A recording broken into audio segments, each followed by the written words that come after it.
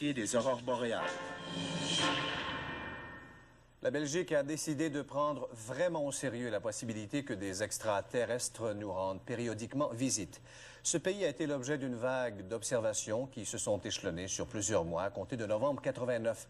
Et l'un des fondateurs de la Société belge d'études des phénomènes spatiaux est d'ailleurs de passage chez nous pour nous parler de ces observations. Il a en main, un document des forces armées belges qui soulève lui aussi beaucoup de vagues. Sophie Thibault nous en parle. Novembre 90. Rappelez-vous tout le tapage fait autour de l'OVNI au-dessus de Montréal.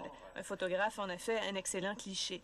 C'est arrivé, selon les ufologues, à la fin d'une vague d'observation qui a traversé le Canada à partir de 89. Au même moment, la vague belge, d'est en ouest. Des centaines de témoins, plus de 1000 observations rapportées à la SOBEPS, qui en a fait un livre de 500 pages. Principalement des triangles.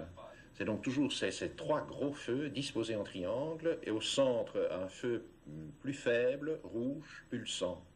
Mais alors, ce qui est très très intriguant, c'est les tailles, notamment les mesures, les envergures de ces engins que on a pu décrire, et un silence total, une vitesse extrêmement lente, donc une altitude très très basse. Le 30 mars, à minuit 5, des avions F-16 se lancent à la poursuite des ovnis. Un des chasseurs parvient à verrouiller la cible sur son radar. Voici le document que les forces belges, perplexes, ont accepté de produire. Le losange entre les barres verticales, c'est l'OVNI.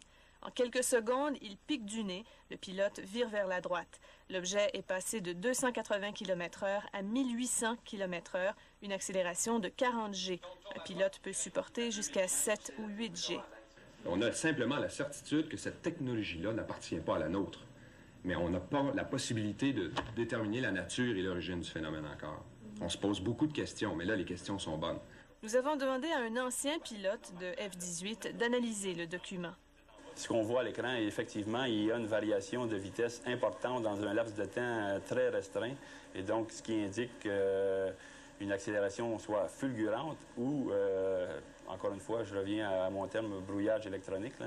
L'hypothèse la plus acceptable pour les sceptiques, c'est qu'il s'agit peut-être d'avions furtifs F-117, dotés de contre-mesures électroniques qui peuvent induire n'importe quel radar en erreur. Or, il n'y a pas de doute que depuis une douzaine d'années, les militaires ont poursuivi leurs recherches, ont poursuivi leurs travaux. On aurait toute raison d'imaginer qu'ils ont mis au point de nouveaux prototypes avec des performances nettement améliorées.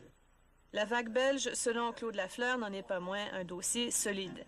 Mais les sceptiques du monde entier ne sont pas encore confondus. Sophie Thibault, TVA, Montréal.